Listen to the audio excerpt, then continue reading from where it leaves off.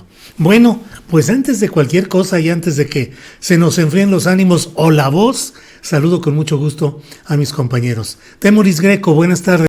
Hola, hola, es un gusto, Julio, qué bueno verte. Julio, gusto en verte que estás recuperando. Saludos a mis compañeros también, te amo, y Leonardo.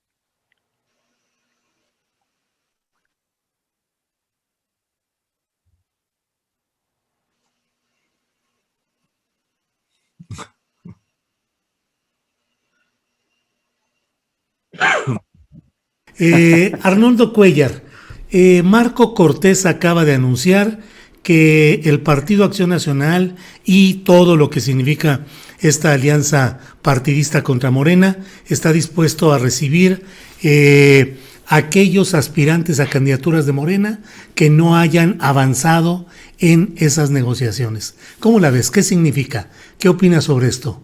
Arnoldo, Bueno, por favor.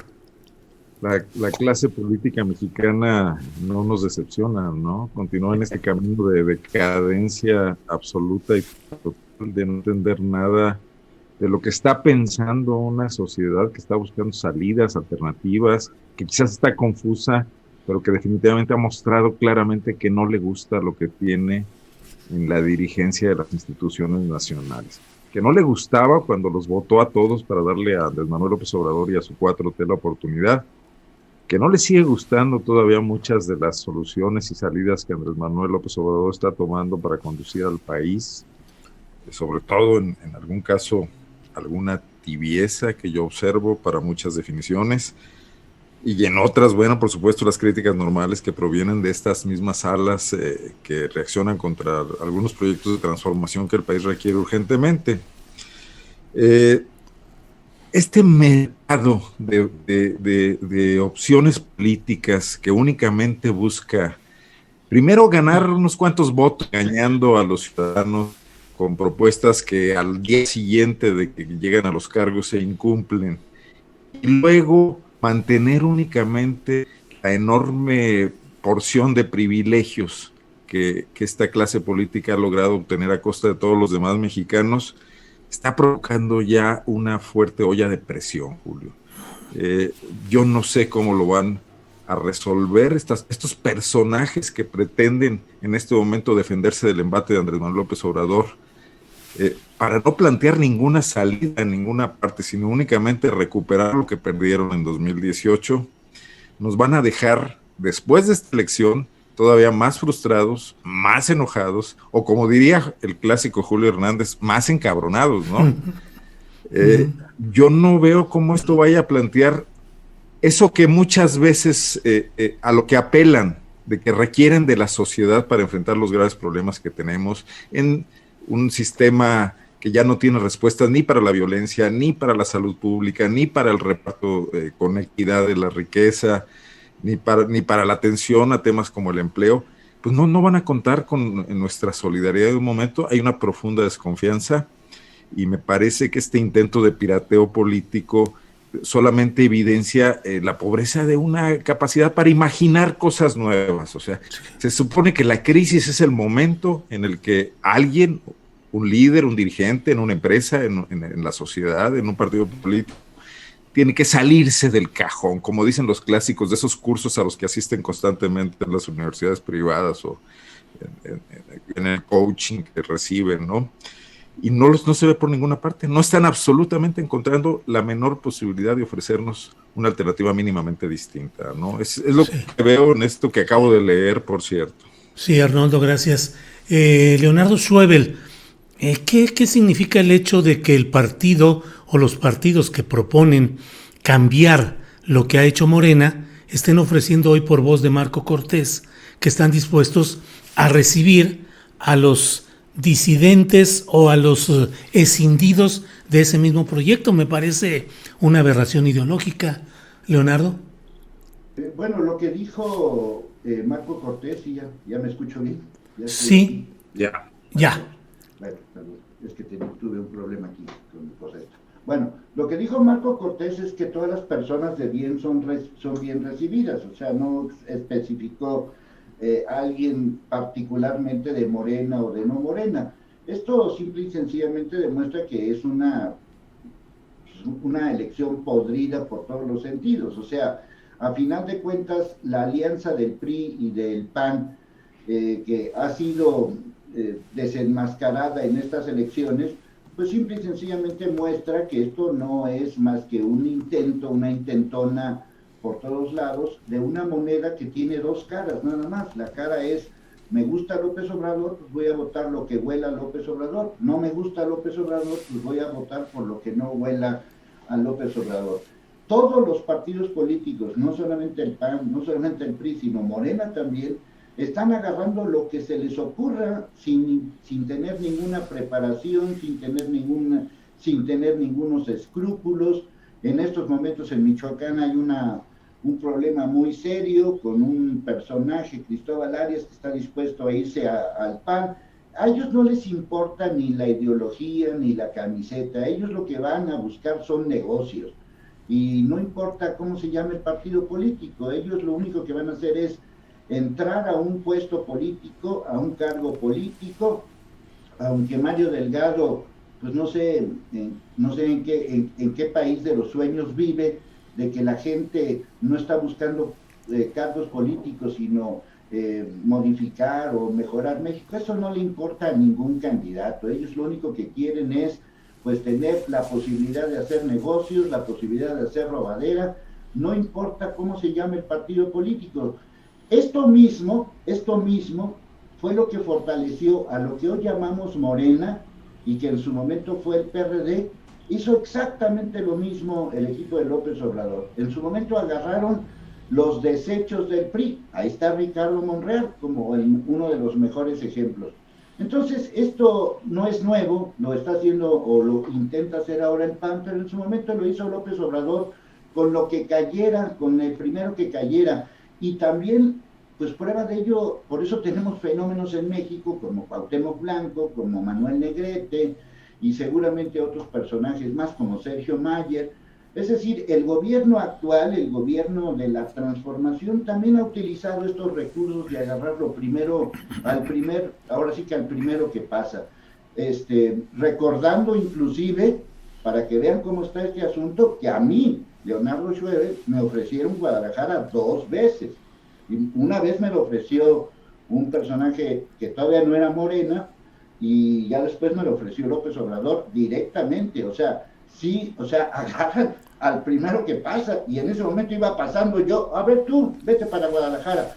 No, pues yo no, yo no tengo ninguna posibilidad de ganar Guadalajara bajo ninguna circunstancia. 2 veces me lo hicieron. Entonces, esta parte de agarro lo que caiga, no importa de dónde venga, pues simple y sencillamente es una manera de armar un botín político de lo que sea, porque no les importa nada, no les importa ni la preparación, ni la ideología, ni los antecedentes. Ahí está la candidata de Nuevo León, no les importó los antecedentes. Ahí está el de Guerrero, no les importa que sea un delincuente. De todos modos agarro parejo.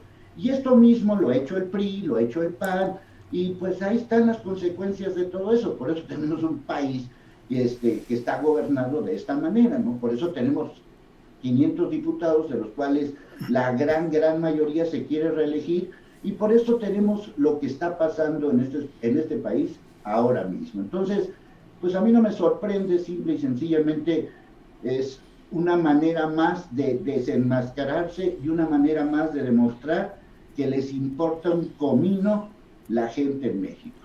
Gracias, Leonardo. Temoris Greco, ¿cómo ves este tema? ¿Cómo se va a constituir la nueva representación popular, el nuevo poder político con estos, pues al menos estos primeros planteamientos tan zigzagueantes o contradictorios que se dan entre partidos, y en particular lo referido a este caso de Marco Cortés, que en entrevista de prensa fue preguntado de qué haría respecto a los disidentes de Morena?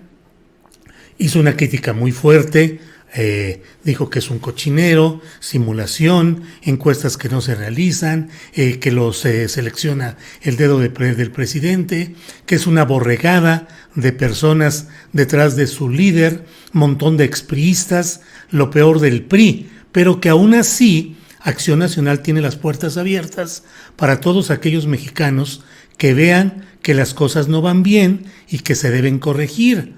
Toda la gente bien que quiera sumar en Acción Nacional o en la coalición Va por México es bienvenida, pero pasa por el reconocimiento público de que en México las cosas son un desastre. Perdón por la larga introducción, Temoris, pero ¿qué opinas? Pues bueno, yo creo que Marco Cortés, pues clásico, ¿no? Es bueno para hacer el diagnóstico de otros, sino el diagnóstico propio. Y digo que bueno para hacer el diagnóstico de otros porque lo que dice, pues no anda tan perdido, ¿no? Habría que hacerle un par de matices, tal vez tumbarle un par de los argumentos que presentó, pero si cuando dices que hay una simulación a la hora de escoger a los candidatos en Morena, no hay, o sea, son los procesos menos transparentes de la historia. O sea, esas encuestas nadie sabe dónde se hacen, quién las hace, si se hacen, cómo se hacen, bajo qué criterios, bajo qué metodología, a quién le preguntaron o si no se hicieron. O sea, no son capaces de presentar esas encuestas, no han sido capaces ahora, no han sido capaces en el pasado, no presentan las encuestas. Encuestas, dicen, encuestas a dedo. Sí, claro, pues, son encuestas sobre un universo de una sola persona, o dos o tres, uh-huh. que es a los que les preguntan. Pero al mismo tiempo, pues es evidente que esta organización, esta coalición de partidos que fue organizada por empresarios bajo una plataforma montada con los empresarios que les dijeron a sus empleados de esos partidos que se juntaran, pues tampoco tiene ninguna aspiración ideológica. O sea, yo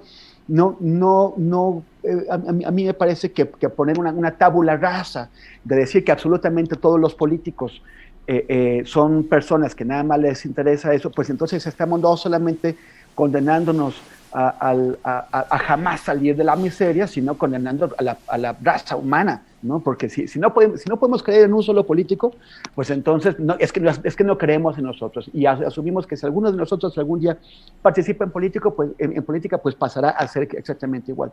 Pero lo que vemos, pues tampoco nos da muchas esperanzas. O sea, esos partidos unidos, sin una plataforma, sin un proyecto, sin ideas de nada, no son capaces de articular 4 ideas juntas y van ahí a tirarse. Ahora, estos candidatos con un extremo confianza en sí mismos, ¿no? Por ejemplo, Cristóbal Arias haciendo el ridículo. Cristóbal Arias fue uno de los primeros senadores del Frente Democrático Nacional con Roberto Robles Garnica en el 88, en aquel tiempo era un joven político con mucho empuje, era un personaje súper interesante, él creció y arriesgó la vida y varios compañeros suyos perdieron la vida luchando contra el PRI y ahora se reúne con el presidente del PRI. Y luego se va con este otro señor, Pedro Aces, de Fuerza Social México, que supuestamente Pedro Aces quiere jugar con Andrés Manuel, pero ahora le va a dar viada a una disidencia, que a mí también cuando usaste hace un momento la palabra de disidentes, a mí me parece, o sea, a mí como que me saltó, porque un disidente es una persona con una postura política, sí, que no se encuentra ante la postura política predominante de la organización en la que está y plantea otra postura. Aquí no hay planteamientos de posturas políticas. Nadie tiene posturas políticas, es solamente no me hicieron caso y me voy por acá. O sea, sí es pobrísimo lo que estamos viendo, lamentable. Lo que mencionaba Leo de Clara Luz en Nuevo León, ¿no? Una señora priista, parte de un cacicazgo priista local, que no tiene absolutamente nada que ver con el proyecto, con la plataforma de Morena, ¿no? O sea, estamos viendo un show vergonzoso de reparto de candidaturas, en donde además les cuesta trabajo respetar las reglas que ellos mismos introdujeron. O sea, ha sido muy complicado para el INE obligarlos a cumplir la paridad de género. O sea, ha tenido que doblarles las manitas, ir a los tribunales. Los partidos que lo aprobaron se niegan a seguirla y ahora lo tienen que hacer a fuerzas y con trucos, porque claro, la forma de compensar es darles a sus candidatos hombres las candidaturas en donde tienen más oportunidades y dejarles a las mujeres pues, las que no hay. Entonces es un show, es muy triste y uno se queda pensando de qué han servido tantos años, desde que Cristóbal Arias fue candidato, hace 32 años, de qué han servido tantos años de esfuerzo por educar en la democracia a este país, si los candidatos de por aquí y de por allá que se proponen como los grandes transformadores, porque tanto va por México como la 4T, se propone como los grandes, finalmente vienen a repetir exactamente lo que se han hecho desde hace 100 años, desde que el PRI fue creado como partido. Gracias, Temoris Greco. Arnoldo Cuellar, me quedé... Sí, adelante, Arnoldo. Tu micrófono, Arnoldo, tu micrófono. Sí, dice Temoris que es dudar de nosotros mismos si no creemos en nuestros políticos, en estos políticos, en algunos de ellos por lo menos. Yo creo que los políticos tienen un instrumental poderoso a su servicio en la Cámara, en el Poder Ejecutivo, los gobernadores, para mostrarnos que tendrían alguna intención de hacer las cosas bien. Nadie les pide nada, conforme a las leyes que tenemos, que son muy buenas, por cierto, pero que se incumplen notablemente.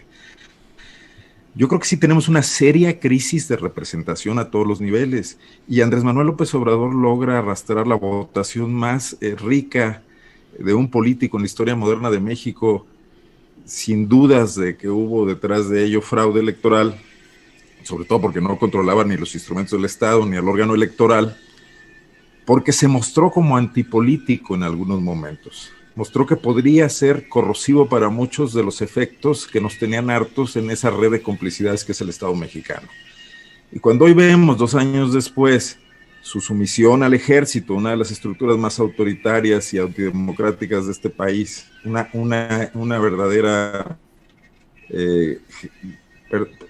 una casta de alguna manera dentro de las instituciones mexicanas, con todo y su origen popular lejano allá hace un siglo, ¿no? O cuando lo vemos en esta relación con Salinas Pliego y con algunos otros empresarios de esa naturaleza, pues vemos que sí, que se hizo como todos los demás políticos. Y si nosotros entramos y nos volvemos políticos mañana, yo creo que Leo, qué bueno que le ofrezcan esa candidatura. Tiene mi voto, por supuesto, no estoy empadronado en Guadalajara. Hubieras hecho mejor papel que varios ahí en Jalisco, Leonardo. Aceptamos estas... Adelante. Si aceptamos esa red de complicidades, estaremos entrando a lo mismo. Estaremos siendo incapaces de representar lo que en un momento dado ofrecimos para llegar y para desplazar a otros. Y entonces no tiene sentido, los nombres no dicen nada. Puede llamarse Vicente Fox, puede llamarse Andrés Manuel López Obrador. Si va a ir a hacer exactamente lo mismo que hicieron sus antecesores, darles perdones, no investigarlos, irse a las consultas populares para obviar la toma de decisiones que un político debe hacer, y que tiene instrumentos para hacerlas, pues sí estaríamos en lo mismo exactamente, ¿no? Y eso abona a la crisis de representatividad que tiene este país, donde lo tiene y donde sí, no tenemos remedio. Sí, gracias, gracias Arnoldo. Leonardo Schwebel, creo que estas reflexiones que estamos teniendo, que son reflexiones profundas sobre la sustancia, la esencia de lo que está pasando, nos lleva a preguntarnos, Leonardo, ¿hacia dónde vamos? Hace unos minutos Arnoldo Cuellar decía que esto estaba provocando una presión social. ¿Qué tanto nuestra sociedad puede soportar los resultados de procesos internos electorales y la constitución de nuevas autoridades fundadas en tanta contradicción, aberración, ambigüedad y corrupción como se está viendo desde ahora? ¿Qué reflexión te genera esto, Schwebel? Bueno, definitivamente, nada más quiero aclarar que las 2 veces que me ofrecieron Guadalajara fue en las anteriores elecciones, no tiene nada que ver con esta elección de ahorita. O sea, en esta elección particular de ahorita nadie me ha ofrecido absolutamente nada, sino fue en elecciones pasadas. Lo digo por el comentario que se hizo. O sea que ni me interesó, ni me interesa. Ándale, Leo, claro. Anímate. Ni tantito aquí de una vez, ya hacemos campaña. No tengo posibilidades de ganar porque no cumplo con el principal requisito, no soy corrupto. Entonces, no tengo la capacidad, ni tampoco soy lambiscón. Entonces no me imagino tener que poner un tuit diciendo, por ejemplo, Gatell merece irse de vacaciones, o sea, iría contra mi forma de ser, ¿no? Que Ackerman lo haga no significa que lo pueda hacer yo. Entonces, no va conmigo ser lambiscón. Desgraciadamente, porque si hubiera sido lambiscón, a lo mejor estaría en otro lado, pero lambiscón nunca he sido, y lamebotas mucho menos. Entonces, no cumplo con ese requisito, y me di cuenta cómo era el asunto desde un principio, y pues la verdad no. Prefiero tener mi propia libertad como periodista que tener que decirle a imagínate tenerle que decir al presidente felicidades porque el país está en bancarrota. Pues no me cabe en mi cabeza poder decir, el éxito de lo que está pasando en este país. No podría, no tendría cabeza. Desgraciadamente, y ya volviendo a tu pregunta, México no se caracteriza por ser un país que se levante o que se preocupe por lo que está pasando a nivel político. O sea, tenemos, partiendo del 68 para acá, 50 y tantos años de agravios contra el pueblo mexicano, y no ha pasado absolutamente nada. O sea, si pudo ser Fox presidente sin que pasara nada con el pueblo mexicano, si pudo ser Calderón presidente y no hizo nada el pueblo mexicano, si Peña Nieto fue presidente y el pueblo mexicano no hizo nada, yo no veo ninguna condición para que el pueblo se levante, ni mucho menos. O sea, después de pasar por Calderón y pasar por Peña Nieto, el pueblo no hizo absolutamente nada. Después de pasar por el 68 no hizo nada. Después de pasar por el 71 no hizo nada. Después de pasar por Ayotzinapa no hizo nada. Después de pasar por 6 años de Calderón y no pasó nada. 6 años de Peña Nieto y no pasó nada. Pues, obviamente este pueblo no es Chile, ni es un país de esos, ni para nada. O sea, simple y sencillamente lo estamos viendo. O sea, con toda la facilidad del mundo nos ven la cara en cualquier tipo de gobiernos, y la gente no hace absolutamente nada. ¿Por qué? Pues porque así es el pueblo mexicano y así lo ha sido. O sea, el 3 de octubre de 1968 no pasó nada. No pasó absolutamente nada. O sea, dejaron que las cosas siguieran su curso. Y el 11 de junio de 1971 no pasó absolutamente nada. Y el 28 de septiembre del año 2014 no pasó absolutamente nada. Sí hay gente que se manifiesta, sí hay gente que de alguna manera se enoja, o gente como yo, con periodistas comprometidos con el ámbito social y rollos de esos, pero no. O sea, aquí en México, mientras exista La Rosa de Guadalupe, mientras exista MasterChef, mientras exista el América y las Chivas, mientras exista Daniel Bisoño, este país está preocupado por otro tipo de cosas. Está preocupado por si Bisoño regresa a TV Azteca o no regresa, o por si Belinda le pone los cuernos a Cristian Nodal. Ese es el verdadero pueblo mexicano, el que está ahorita en las calles comprando los juguetes para el Día de Reyes. Ese es el verdadero pueblo mexicano, que le importa un comino lo que está pasando, y por eso nos ven la cara. Precisamente por esa razón nos ven la cara. Y por eso ven en la votación, Sergio Mayer, sí lo conozco y voy a votar por él. O sea, el día que encontremos la fórmula de por qué Cuauhtémoc Blanco es gobernador de Morelos, después de ser presidente municipal de Cuernavaca, porque uno puede decir, bueno, a lo mejor es... Bueno, cuando encontremos por qué pasan esas cosas en México, bueno, pues esa es la razón por la que estamos como estamos. ¿Y por qué? Y olvídate de eso. ¿Por qué Vicente Fox fue presidente de México? Vicente Fox. ¿Por qué? Pues sin ninguna razón. ¿Por qué Enrique Peña Nieto fue presidente de México? Sin ninguna razón. ¿Por qué Calderón fue presidente de México si nunca había gobernado ni su casa? Entonces, nos hemos caracterizado por poner a cualquier personaje raro en la presidencia de este país. O sea, en el 1994 mataron al candidato a la presidencia del PRI y la gente votó por el PRI. O sea, pues yo ya no entiendo a este pueblo desde hace muchos años. Leonardo, muchas gracias. Temoris Greco. Pues yo no puedo, no puedo estar de acuerdo. O sea, puedo coincidir con Leonardo en alguna de sus, en su molestia, indignación con los políticos, con las personas que aspiran a representarlos, pero no con su visión del pueblo mexicano. Y si el pueblo mexicano está tan amolado como dice Leo, pues entonces ya qué estamos haciendo, ya para qué hablamos, o sea, ya estamos perdiendo el tiempo, o sea, es así como, es gravísimo. A mí me parece o sea, es como si el pueblo mexicano tuviera una enfermedad congénita que lo hace tonto, estúpido y mediocre, y como si estuviera condenado a ser así para siempre, y yo no lo creo. Estamos renunciando al análisis político, estamos renunciando a entender los mecanismos de control social que tienen absolutamente todos los sistemas políticos, y al sistema político que no le funciona esos mecanismos, pues cae y es reemplazado por otro que monta sus propios mecanismos de control social. Es como si México fuera un país único. Los gringos escogieron a un actor, o sea, nosotros, los morelenses a Cuauhtémoc Blanco, los gringos escogieron a Ronald Reagan, un actor, y luego escogieron a un locuaz, perdido, enfermo, como Donald Trump. Los rusos tienen a un señor que es un agente de la inteligencia, un espía, un tipo violentísimo, brutal, que ya lleva 20 años en el poder, y así nos podemos ir. Yo no sé cuál es el pueblo que no ha pasado por momentos muy difíciles, y sí creo que ese es un pueblo que hace cosas. Lo que pasa es que sí tenemos un problema grave con las dirigencias.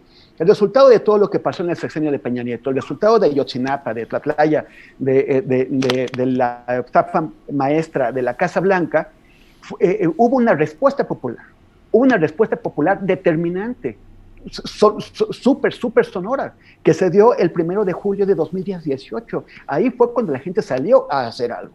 Ahora, que este gobierno esté cumpliendo de manera muy parcial y limitada apenas algunas de las expectativas que generó, solamente algunas, eso es otra cosa. Entonces, si el pueblo mexicano no está de acuerdo con eso, tendrá que reaccionar, o si le quiere dar más tiempo, si extender el bono de confianza, pues entonces se lo dará. Pero yo no creo que, o sea, de verdad, si nosotros pensamos que el pueblo mexicano está perdido así, pues bueno, pues entonces esperemos a que pase la pandemia y vámonos a vivir a otro país. Gracias, Temoris. Arnoldo Cuellar, pueblo agachón, pueblo con expectativas, cerramos el changarro. ¿Tú has visto alternancias de partidos? ¿Qué piensas sobre lo que viene, Arnoldo? O sea, a ver, absolutamente de acuerdo con Temoris y discrepando con Leonardo absolutamente. O sea, este pueblo ha dado muestras de madurez política, de análisis y de valentía en varias ocasiones.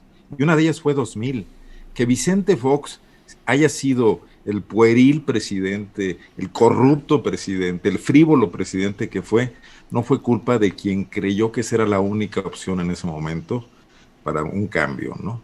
Producto de muchas circunstancias, de que Cuauhtémoc Cárdenas se desgastó. Es más, situaría 88 como la primera ocasión en que también fuimos a retar a uno de los sistemas políticos más perversamente perfectos, al que Vargas Llosa definió, perdón por citar a Vargas Llosa, como la dictadura perfecta, porque tenía ese ingrediente de vender renovación, pero mantener las complicidades y claro, el ejército, al que veo que hay aquí muchos defienden en el chat ahora, como el gran estamento que le daba fortaleza represiva, como ocurrió en varias ocasiones a lo largo de estas décadas, a ese régimen priista, ¿no? A cambio de espléndidos negocios, por cierto.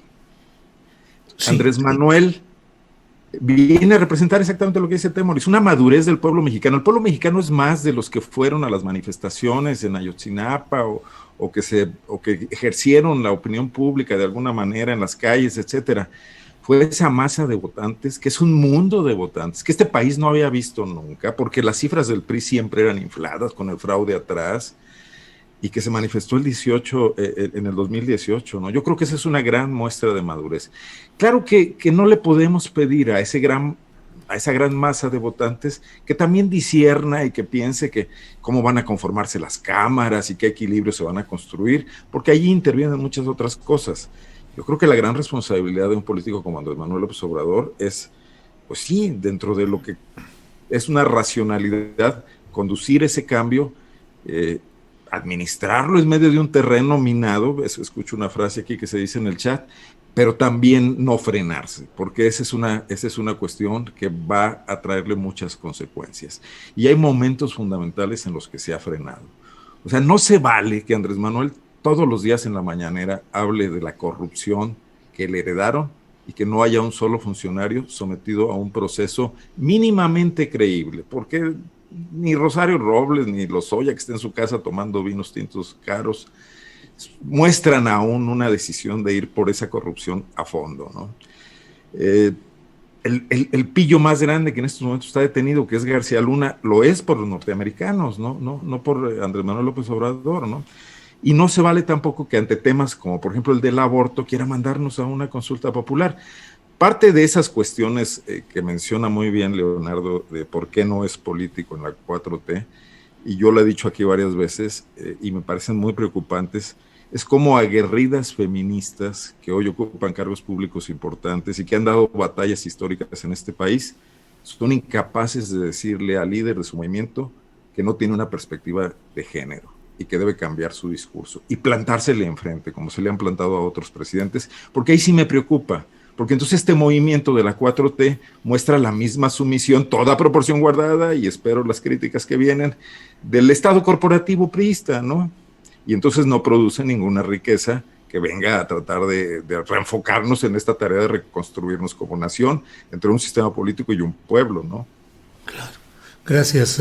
Gracias, Arnoldo Cuellar. Leonardo Schwebel, alusiones, precisiones, o pasamos al tema de Gatell, Cipolite y las reacciones de la propia Claudia Sheinbaum, como tú desees, Leonardo. No, yo ya dije lo que tengo que decir. Si no están de acuerdo, pues cada quien puede estar o no estar de acuerdo. O sea, claro, sencillamente no hay ningún hecho donde se haya revertido algo importante de este país. O sea, durante 6 años, Peña Nieto, para no irnos tan lejos, durante 6 años Peña Nieto se robó el país y no pasó absolutamente nada. Es que votamos por López Obrador. No, eso es un resultado democrático. Si nos vamos a esperar a que haya elecciones para cambiar este país, bueno, pues entonces, pues sí, nos vemos el 6 de junio y a ver qué pasa. Pero si no son elecciones... La lucha que yo pueda hacer desde mi punto de vista periodístico, yo lo hago todos los días y no me importa si a final de cuentas tengo 3 personas que me ven o 3,000 personas que me ven. Yo hago mi lucha periodística, esa es mi manera de demostrar que sí se puede hacer algún cambio. Pero también reconozco mi realidad y veo que la realidad no es así. O sea, en un país normal, en un país decente, simplemente por lo de la casita blanca era para que renunciara Peña Nieto, no pasó nada. Pero la elección de López Obrador no es consecuencia de todo eso. Sí, pero no nos vamos a esperar cada 6 años a cambiar este país para que sea exactamente igual o peor. ¿Pero qué haríamos entonces? Pues bueno, no, yo estoy contestando tu pregunta de si están las condiciones para que haya algún movimiento social, y mi respuesta es no hay ninguna condición. O sea, yo te estoy contestando lo que tú no me estás preguntando, pero en términos que yo no estoy promoviendo nada.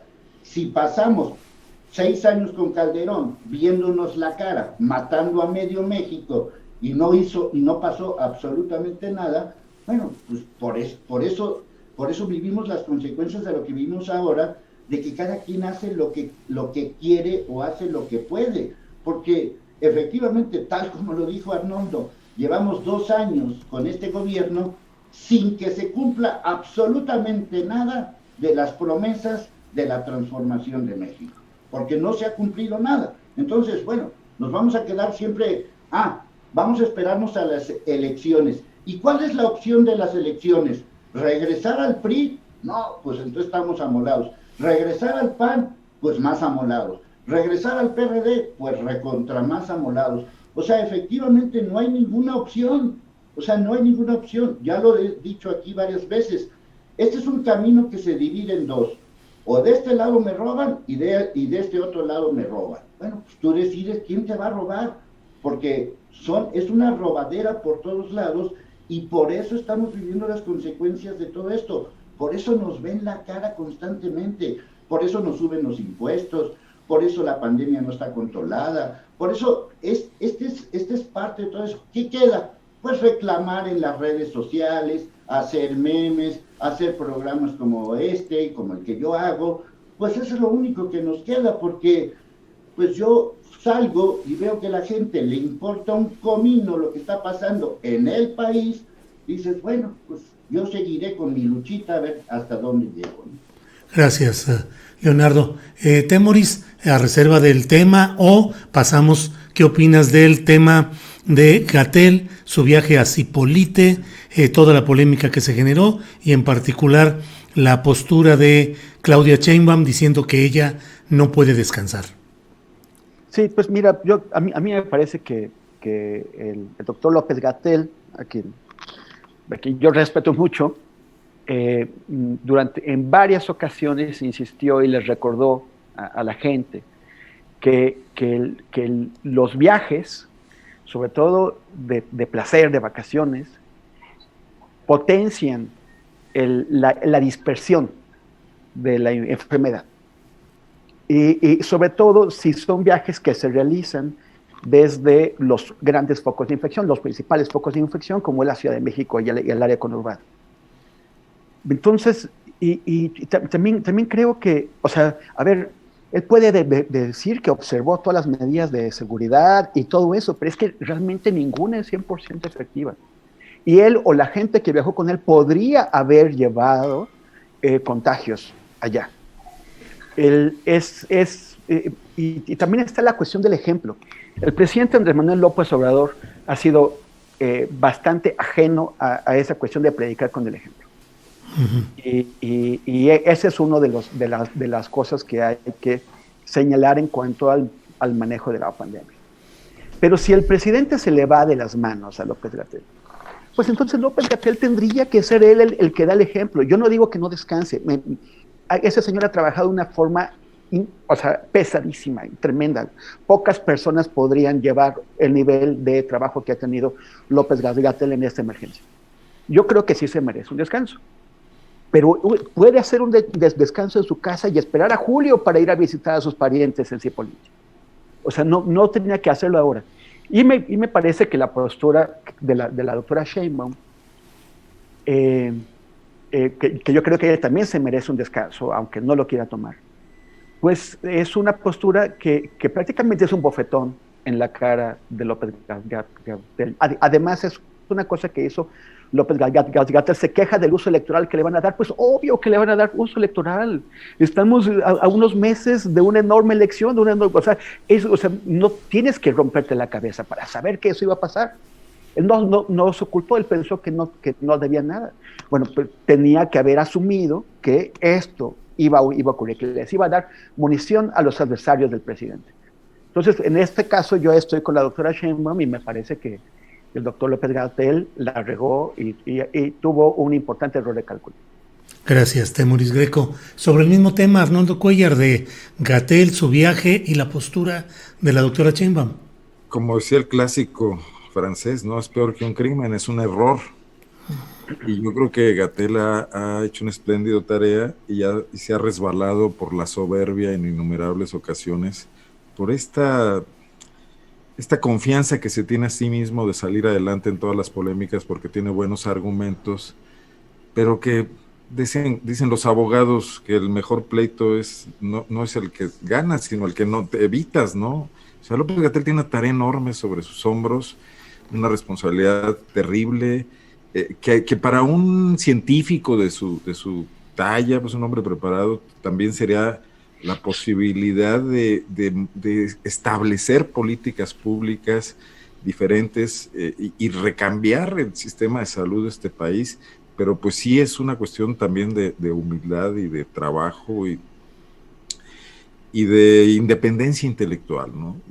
A mí sí me pareció muy mal aquella vez que defendió a López Obrador diciendo que era una fuerza moral y no una fuerza de contagio. Y sí, creo que las mayores pifias de López-Gatell han sido discursivas, han sido por cuestiones menores, y de ahí se aprovechan sus críticos para cuestionar todo lo que está pasando.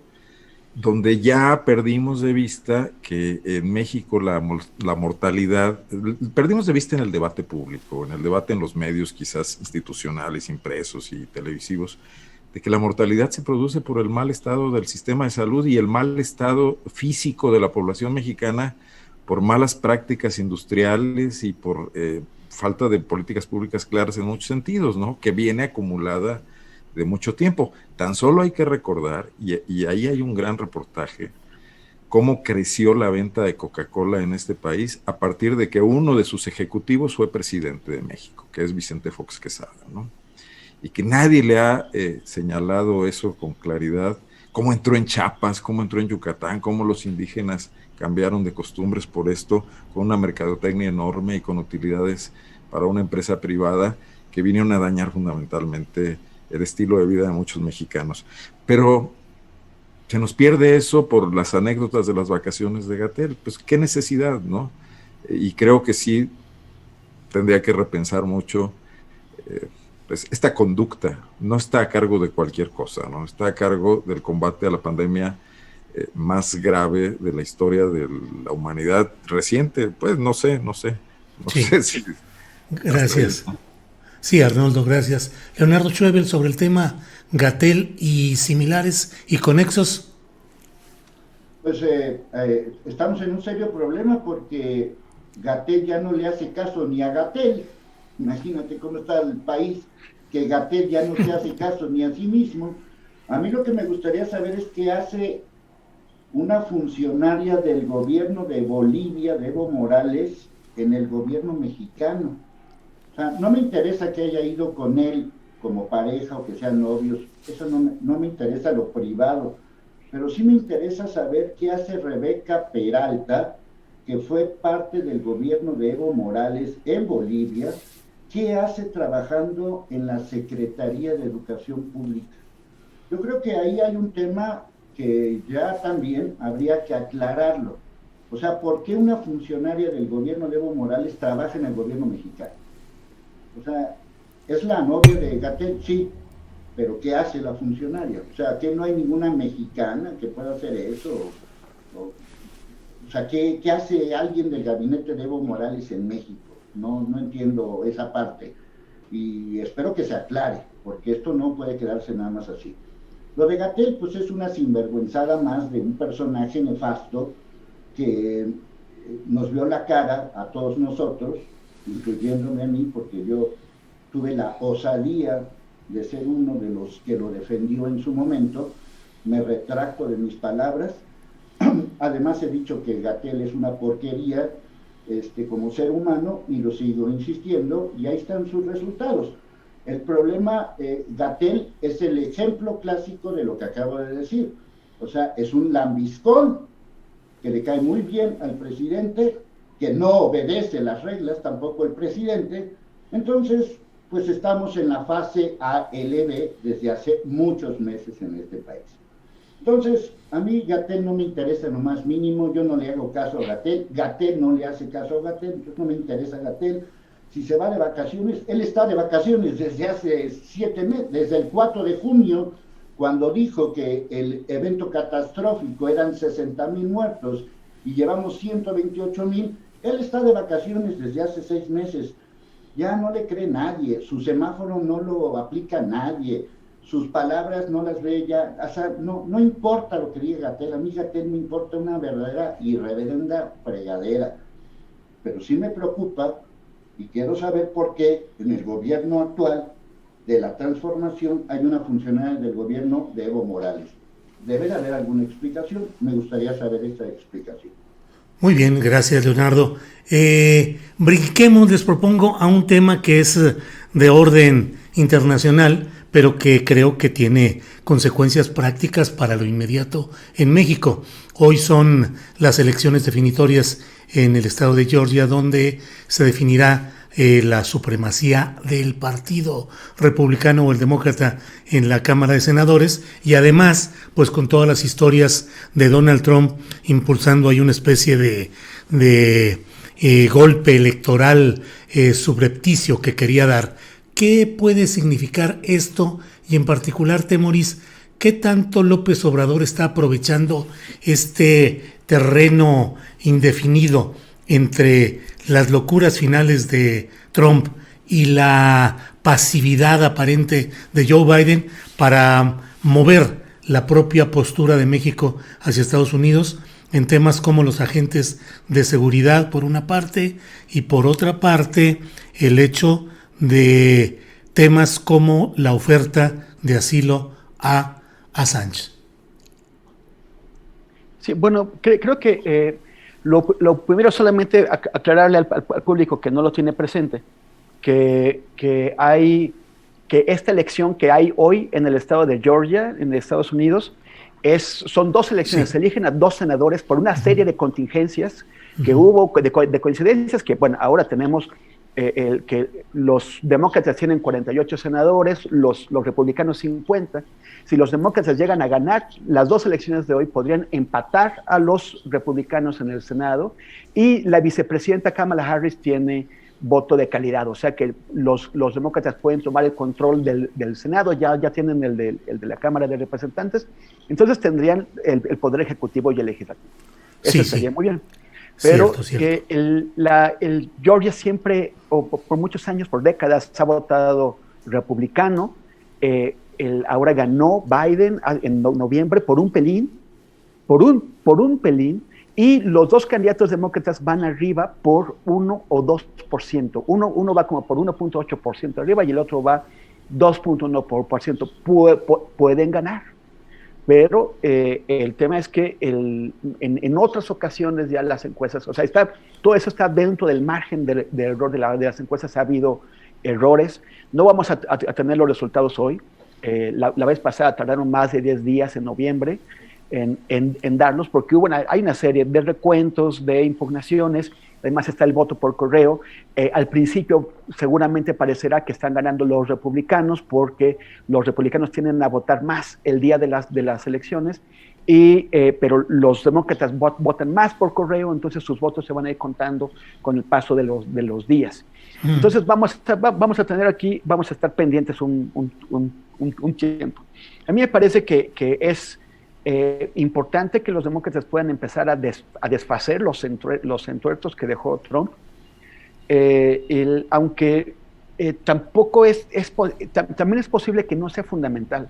Los republicanos han sufrido mucho, o sea, han disfrutado con Donald Trump, han disfrutado del poder, pero al mismo tiempo han sufrido mucho porque Trump los ha tratado como a sus asnos, ¿no? O sea, los ha tratado con la punta del pie y ya tienen ganas de independizarse, mientras que ven que Trump intenta mantener su control sobre el partido. Y tiene elementos para hacerlo, porque la base trumpiana es muy importante y cualquier político republicano no quiere pelearse con ellos. Pero yo creo que sí, ya se están alejando. Mitch McConnell, que es el líder del Senado, ahora permitió que por primera vez en muchos años la Cámara, muchos republicanos votaran con los demócratas para vencer el veto presidencial a un acuerdo de apoyo económico. O sea, eso fue muy significativo, fue una humillación fuerte para el presidente. Los republicanos se quieren zafar de esto y no saben cómo, pero ya creo que ya Trump cada vez pierde más poder, cada vez hace más el ridículo, cada vez se siente más frustrado por las humillaciones, y México ya no tendría, o sea, tal vez López Obrador fue prudente al principio, es cuestionable, pero fue prudente al retrasar el reconocimiento de la victoria de Biden, pero ya ahora ya no tienen nada que hacer con eso. Y lo de Assange, si bien en un nivel me parece positivo, en otro es como una provocación. Recordemos que Assange tuvo mucho que ver en la derrota de Hillary Clinton por las filtraciones que se hicieron de información y de correos a Wikileaks. O sea, los demócratas aborrecen a Assange. Ya les dimos ya México quedó mal con Biden al retrasar el reconocimiento, y ahora lo de Assange, que yo no sé cómo iban a llevar a la práctica eso de darle asilo. O sea, me parece que es un gesto sin una consecuencia práctica, o tal vez la única consecuencia sea complicar más nuestra relación inmediata con Joe Biden. Bien, gracias por la explicación amplia, Temoris Greco. Arnoldo Cuellar, ¿cambiará la relación, las propuestas de México, de López Obrador, en esta nueva etapa, después de estos entendimientos tan peculiares con Donald Trump a lo largo de estos años? Con Biden, ¿las cosas serán diferentes? ¿Perfilas algo así? Yo creo que los Estados Unidos son sobre todo pragmáticos, ¿no?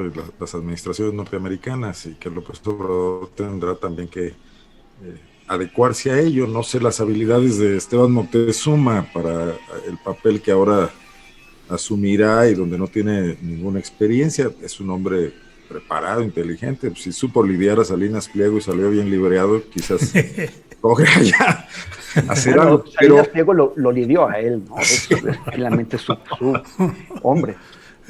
Correcto, gracias, Temoris. Pero mira, me llama la atención que toda la prudencia que Andrés Manuel presumió, casi Ruiz Cortinista, para no reconocer y para no felicitar y para no hacerse presente, hoy la deje atrás por este tema del asilo de Assange. ¿Para qué nos vamos a meter en ese asunto? O sea, ¿quién nos lo está pidiendo? Si es una agenda tan complicada y polarizada con los Estados Unidos, ¿qué tenemos que ir a bailar ese vals? No sé cuál es ahí la jugada de López Obrador, realmente no me lo explico, y luego soltarlo así en una mañanera, no sé si quiera ganar 8 columnas, nada más, poner el tema de la agenda, etcétera. Pero sí veo las dos contrastaciones, ¿no? Que igual que pasó cuando rápidamente, cuando lo de Evo Morales en Bolivia, o cuando reconoció rápidamente el triunfo en Argentina y acá se retrasó. Pues yo creo que López Obrador está resolviendo la política internacional de México, que debería ser una cosa más estable, más fina, con un pragmatismo muy aldeano, para definirlo de alguna manera, muy a las necesidades de lo que requiere para sus batallas en México. Y creo que eso puede tener consecuencias para nosotros a la larga, ¿no? Y estamos en el mercado global del Tratado de Libre Comercio. Guanajuato, por ejemplo, se frenan las exportaciones de camionetas un 1%, y aquí hay crisis. General Motors manda a la gente a la calle a mitad de sueldo, y una cadena de empresas que dependen de eso también pasa. Digo, la globalización tuvo sus pros y tiene sus contras también en un momento dado, ¿no? Gracias, Arnoldo. Leonardo Schuebel, ¿qué opinas de este escenario internacional? Pues la relación con Estados Unidos, el nuevo escenario con Biden y el tema de Assange. Pues yo espero que sí haya un cambio en la política exterior mexicana en la relación con Estados Unidos, porque con Donald Trump fue una sumisión verdaderamente vergonzosa. Espero que no se humillen ni sean tan sumisos ante Biden. O sea, creo que México tiene que mantener una postura, pues como la debe de tener, de un país independiente, de un país soberano, y no estar obedeciendo a un pobre loco como Donald Trump.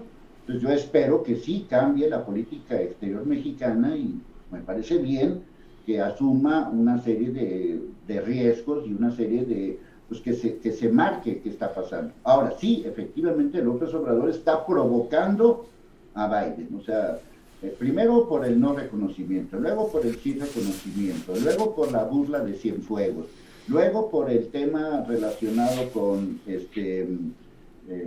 con el tema de Assange y muchas otras cosas que llaman la atención. Entonces, yo espero que el demócrata, porque es un demócrata, quizás más demócrata que muchos demócratas, Marcelo Ebrard, pues sea ahí el conducto adecuado para tener eso. Yo no le tengo miedo, yo no le tendría miedo a que piensen diferente. Espero que piensen diferente, espero que cambie la política migratoria, espero que cambie la política de sumisión, y espero que López Obrador ya deje de recibir órdenes del presidente de Estados Unidos. Eso es lo que yo estoy esperando del presidente de México.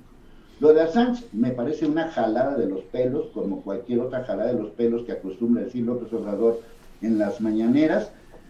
Simple y sencillamente es una contradicción. O sea, el presidente que menos acepta las críticas, el presidente que no defiende a los periodistas, el presidente que le quita presupuesto a la Fiscalía Especializada para defender a los periodistas, el presidente que no da seguimiento a las documentaciones específicas de corrupción de Bartlett, de Pío López Obrador, de la prima y de todo un montonal de gente que está metido, que son una bola de corruptos de la 4T, como Ana Gabriela Guevara, como Carlos Lomelí, y que todo está documentado y que no ha combatido la corrupción absolutamente para nada, pese a que hay denuncias, pese a que hay documentación, le da asilo a uno de los representantes de la crítica política del mundo. Eso es una contradicción tremenda. Si yo fuera Assange, me daría pena, pero como acaba de decir Baltasar Garzón, que por cierto fue uno de los que defendió a Lozoya, acaba de decir Baltasar Garzón que le parece bien, pues yo ya no sé qué está pasando. Digo, no estoy en la postura de Assange, ni mucho menos, pero si Assange fuera tantito lo que verdaderamente es, espero que no acepte este insulto, porque es un insulto al periodismo mexicano, ¿no? ¿Cuántos periodistas mexicanos hemos sido despedidos, como muchos de ustedes comprenderán, en la época de López Obrador, y no podemos hablar de López Obrador? Pero sí que venga Assange. No, pues eso sí me parece un absurdo. Espero que se vaya a Australia, que es donde debería estar Assange, que es su país, ahí es donde debería de estar, y espero que siga trabajando y espero que siga soltando todo lo que tengan que soltar. Efectivamente fue protagonista claro y contundente para el triunfo de Donald Trump, así que pues obviamente, y qué bueno que no lo extraditaron, qué bueno que no fue a Estados Unidos. Soy un defensor de Assange, pero me parece que es un insulto al periodismo lo que acaba de hacer López Obrador, y es un tema que verdaderamente pues no sé, ni siquiera no sé ni para qué lo sacó, pero bueno, así acostumbra López Obrador, de sacar temas de la manga para que en lugar de estar hablando de la pandemia, de la falta de oxígeno, de la falta de médicos, de las tonterías de Gatell, pues estemos hablando de estos temas. Leonardo Schwebel, muchas gracias. Son las 2 de la tarde con 59 minutos. Hemos recorrido toda esta mesa de trabajo, esta mesa de análisis.